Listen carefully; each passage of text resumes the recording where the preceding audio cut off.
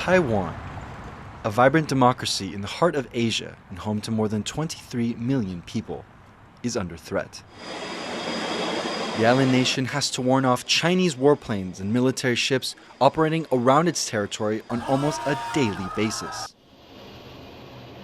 These missions are seen as practice for what Beijing says is its ultimate goal, taking control of Taiwan.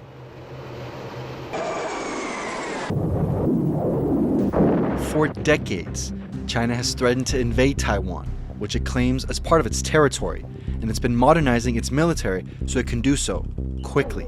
So right now, the only attractive scenario is one in which they don't really have to engage the United States. They take Taiwan quickly before the United States can come to Taiwan's aid. And that only works if Taiwan's military cannot defend the island for a few weeks.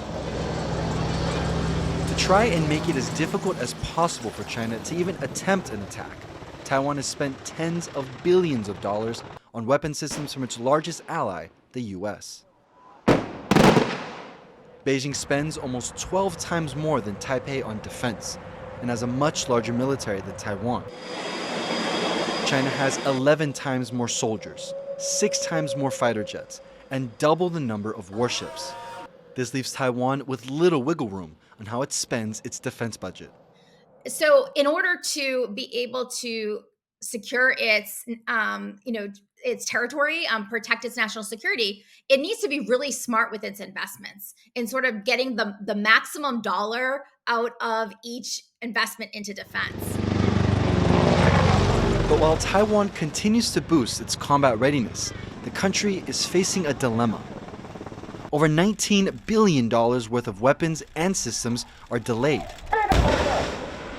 These are all purchased from the US, its largest weapons provider, and some of those purchases go as far back as 2019.